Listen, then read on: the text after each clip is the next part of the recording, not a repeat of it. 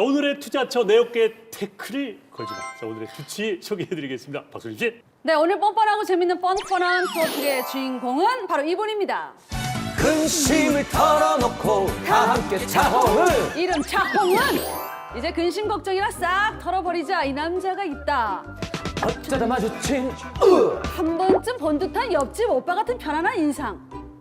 근데 어디서 많이 봤다. 송승헌 씨 닮았다. 어디요? 눈썹만. 눈썹. 수검댕이 눈썹만. 자, 얼굴 한번 가려보십시오. 송승헌 씨.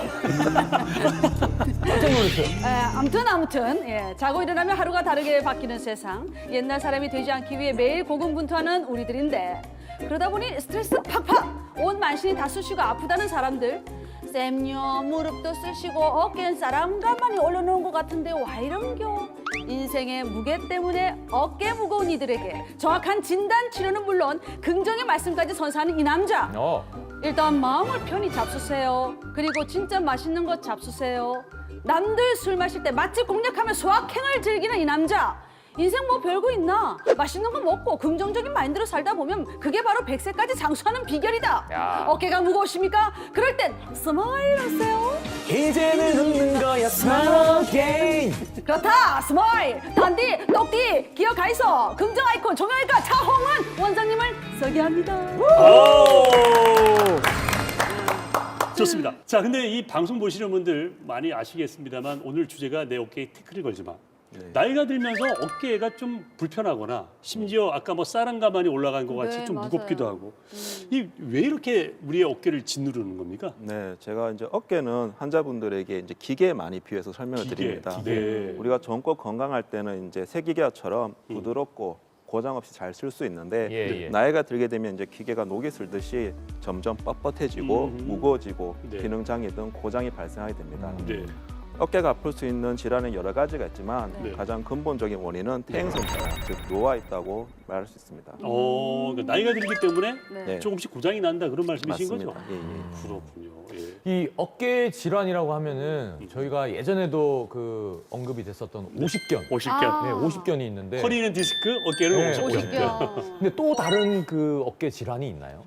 일단 이제 어깨가 많이 아프면 자기 스스로 이제 오십견이라고 진단을 내리는 분들도 많고요. 네. 네. 또 이제 가까운 병원에 가서 오십견이라고 진단을 받고 오시는 분들도 많은데 음. 실제 제가 이제 진료를 보다 보면 오십견이 아닌데도 오십견이라고 진단받고 오는 경우도 굉장히 많습니다. 아, 그래요? 예, 따라서 어깨가 아픈 원인이 오십견보다는 다른 퇴행성 변화로 인한 뭐 회전근개 파열이라든지 뭐 충돌 증후군, 석회화 건염 이런 경우가 많기 때문에 오. 무엇보다 정확한 진단이 중요하다고 말할 수 있겠습니다. 그래, 그럼 이제 우리 구체적으로 하나씩 봅시다. 그 오십견, 네. 뭐 회전근개 파열, 네. 또 네. 석회화 건염 있고 네. 얘기하셨는데 네. 뭐가 있습니까? 일단 먼저 가장 앞서 언급한 오십견입니다. 네. 오십견이라는 것은 의학적으로는 유착성 피막염이라 말하는데요. 어렵네요. 네, 피막이란 말은 쉽게 생각하면 관절 주머니, 어깨 주머니를 말하고 네. 유착이란 말은 달라붙어 있다는 얘기입니다.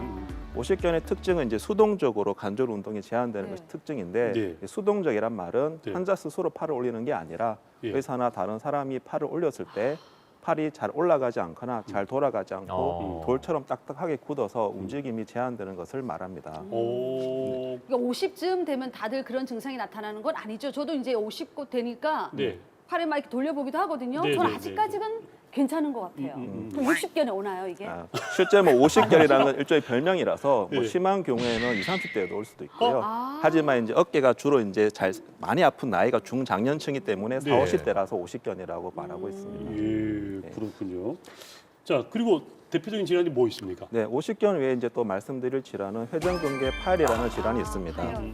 회전근개라는 것은 어깨 감절을 감싸는 4개의 힘줄을 말하는데 네. 이 4개의 힘줄이 점점 힘을 잃어가면서 찢어지는 질환을 말합니다. 예. 나이가 들면서 이제 퇴행성 변화로 인해서 음. 어깨 힘줄의 강도와 탄력이 떨어지는 건증성 변화기를 거치게 됩니다. 네. 이 변화기가 점점 진행하게 되면은 네. 어깨 힘줄이 찢어지는 증상이 나타나게 됩니다. 예. 회전근개 파열의 이제 그 증상으로는 네.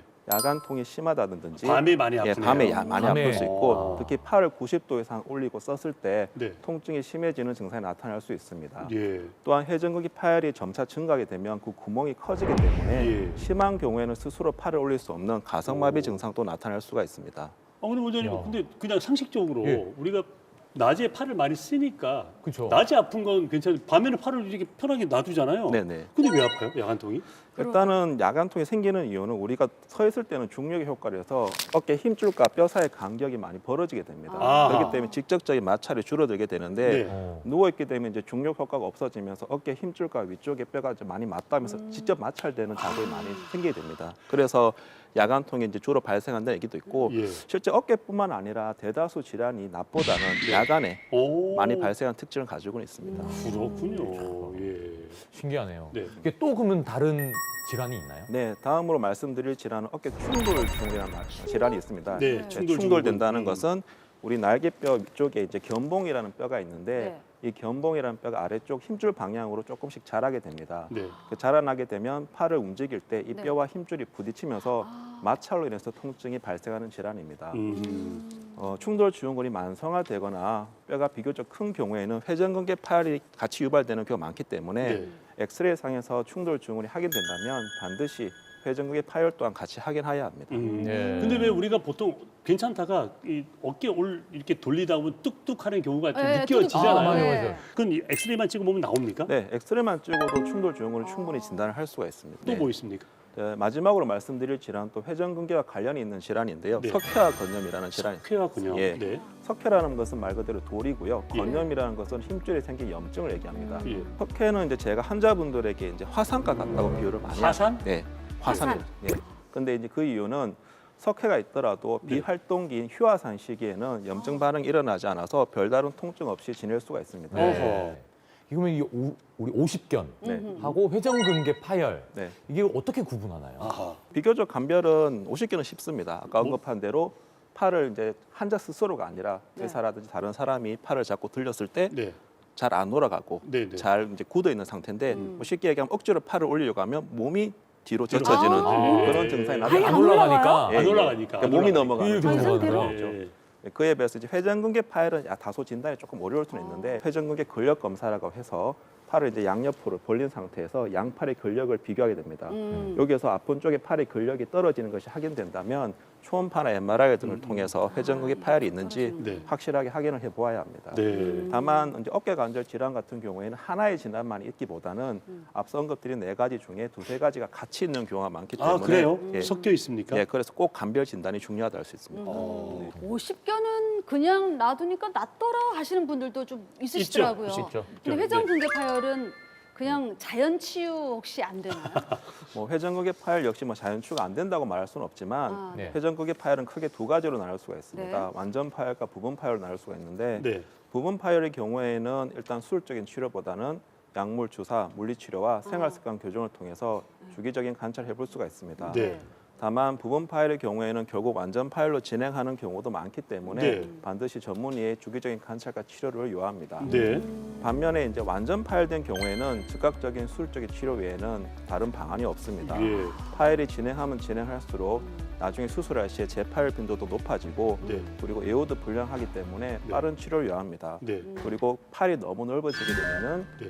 이제 관절염 증상까지 와서 인공관절 수술까지 해야 됩니다. 아 그러네요. 근데 왜 우리가 허리 뭐 목이 됐건 허리가 됐건 이거는 자세가 중요하잖아요. 그런 질병이 생길 수 있는 뭐 이렇게 구부정한 그런 자세가 좀 척추 건강에 안 좋다 이런 얘기를 하는데 어깨도 안 좋은 자세나 이런 나쁜 습관 이런 게 있습니까?